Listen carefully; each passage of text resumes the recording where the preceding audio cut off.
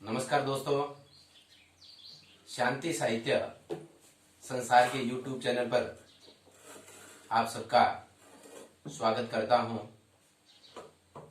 अपने हिंदी वर्णमाला के बारे में लगातार 2 दिनों से चर्चा कर रहे हैं। कल हमने घोषत्व के आधार पर वर्णमाला कितने प्रकार की होती है और प्राणत्व के आधार पर वर्णमाला कितने प्रकार की होती है, ये दोनों चीजें हमने पढ़ी थी। तो थोड़ा सा अपने उनका रिवीजन कर लेते हैं। जैसे मैंने आपको बताया था, सबसे पहले बताया था घोषत्व के आधार पर वर्णमाला के प्रकार 2 बताए थे। एक बताया था अघोष और दूसरा बताया था घोष। घोष में मैंने बताया समस्त स्वर हैं वो क्या होते हैं, घोष होते हैं। और वर्ण का तीसरा, चौथा, पांचवा वर्ण, यानी घोष समस्त स्वर आ गए। उसके पश्चात वर्ग का, यानी व्यंजन में वर्ग का तीसरा, चौथा और पांचवा वर्ण।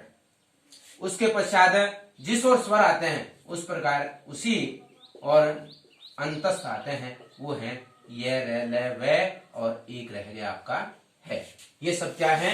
घोष हैं। उसके पश्चात जो रह गए, एक तो वर्ग का पहला और दूसरा, और रह गए वर्ग का पहला, दूसरा, और एक रह गए तीनों से। ये है अघोष और घोष, जो कि अपने जब व्यंजन संधि का टॉपिक करेंगे उसमें हमारे ये बहुत काम आएंगे। इसके पश्चात अपने दूसरा जो पढ़ा था वो पढ़ा था प्राणत्व के आधार पर वर्णमाला के भेद। प्राणत्व के आधार पर, प्राणत्व के आधार पर वर्णमाला के भेद 2 बताए थे। एक बताया था अल्प प्राण, दूसरा बताया था महाप्राण। अल्प प्राण कौन से होते हैं ये मैंने बताया था। समस्त स्वर क्या कहलाते हैं? अल्प प्राण कहलाते हैं। समस्त स्वर क्या कहलाते हैं? अल्प प्राण कहलाते हैं। और वर्ग का पहला, दूसरा और पांचवा वर्ण भी क्या कहलाता है? अल्प प्राण। और जिस ओर स्वर आते हैं उस ओर अपने ये, रे, ले और वे। महाप्राण में वर्ग का पहला और दूसरा वर्ण, वर्ग का पहला और दूसरा वर्ण शे, से और है, ये क्या है? महाप्राण है।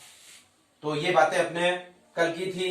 अब अपने उससे आगे बढ़ते हैं, वर्ण विचार की क्रिया को आगे बढ़ाते हैं। और आज अपने पढ़ते हैं उच्चारण के आधार पर वर्णमाला के भेद। उच्चारण के आधार पर बात करें तो एक तो होता है उच्चारण के आधार पर वर्णमाला के भेद।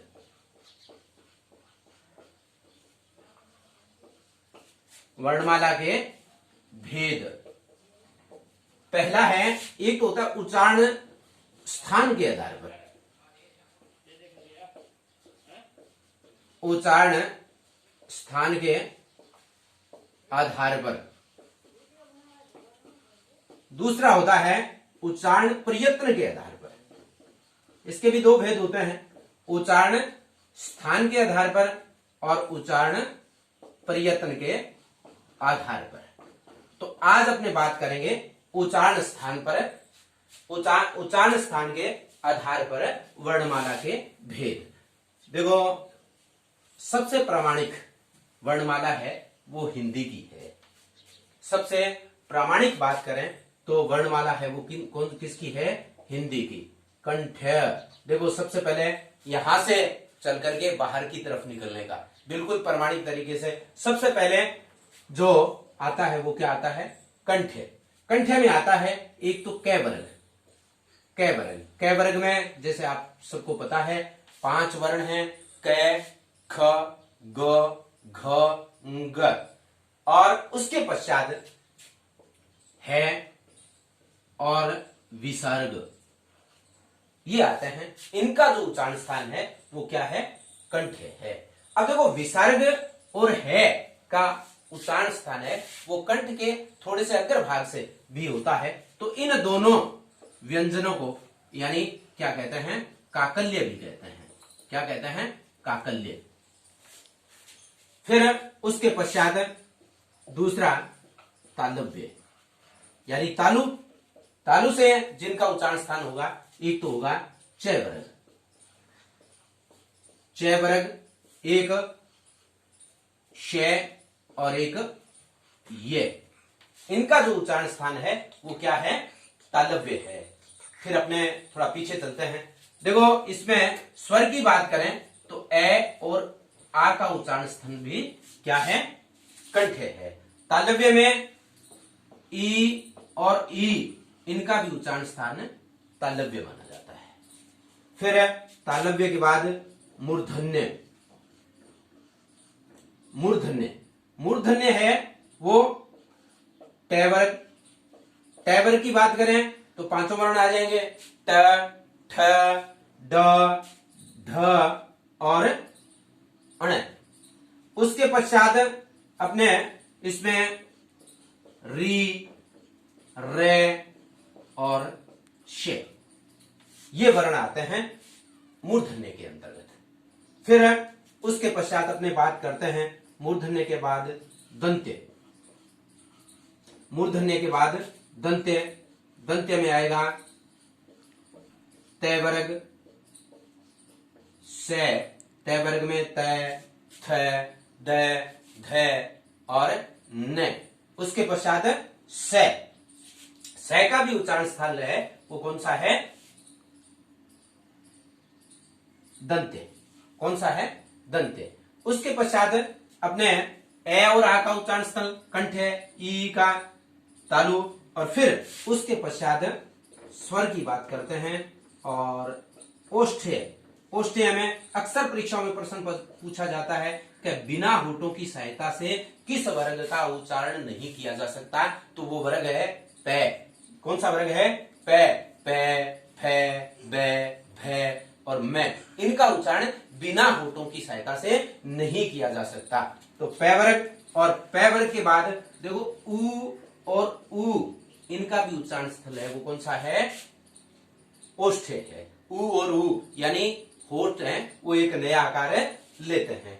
उसके पश्चात देखो अपने पास आगे कै वर्ग आ गया, चय वर्ग आ गया, टै वर्ग आ गया, तय वर्ग आ गया, पै वर्ग आ गया, ये आ गया, रे आ गया, ले भी दंत्य में, ले भी दंत्य के अंतर्गत आता है। अब अपने बात करते हैं री आ गया। उसके पश्चात अपने ए आई ओ औ। अब देखो फिर आता है, अब ए का जब अपने वर्ण विच्छेद किया था तब अपने ए और ई, यानी ए का उच्चारण स्थल कंठ और ई का है वो तालव्य। ई का है तालव्य, तो कंठ तालव्य। कंठ तालव्य वो क्या होगा, ए और ऐ। कंठ तालव्य ए और ऐ। और फिर देखो ओ और औ। अब ओ का जब अपने वर्ण विच्छेद करते हैं तो ए और उ। ए का उच्चारण स्थल है वो कौन सा है, कंठ। क्या है, कंठ। और उ का उच्चारण स्थान है वो कौन सा है, ओष्ठ। तो इन्हें कहते हैं कंठोष्ठय। क्या कहते हैं, कंठोष्ठय। ओ और औ, ओ और औ। अब एक रह गया वो है दंत तालव्य। एक वर्ण रह गया दंत तालव्य, दंत तालव्य, दंत तालव्य, दंत तालव्य वे, इसका उच्चारण स्थान दंत तालव्य माना जाता है।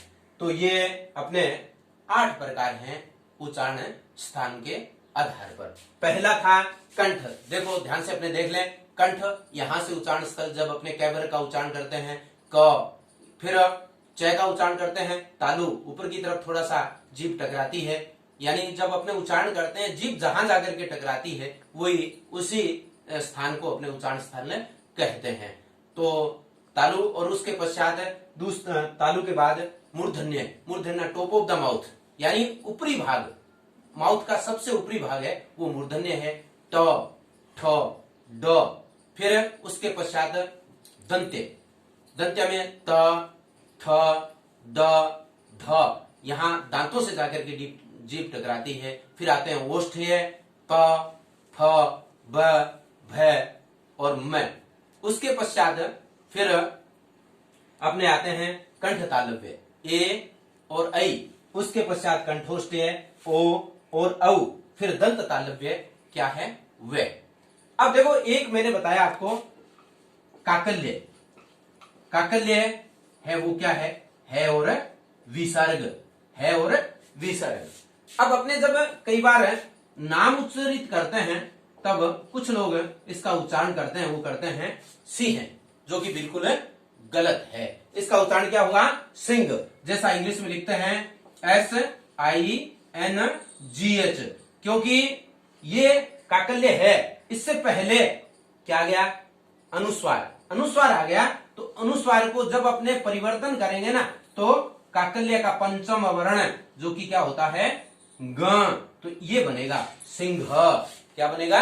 सिंह है। तो इसका उच्चारण क्या होगा? सिंह। और ऐसे बहुत से शब्द आते हैं जैसे संहिता, क्या? संहिता, इनका उच्चारण अपने इस प्रकार करते हैं। तो ये था आज का अपना वीडियो, और वीडियो अगर आपको ठीक लगता हो तो आप इसको लाइक करें, शेयर करें और सब्सक्राइब करें। धन्यवाद। जय हिंद, जय भारत।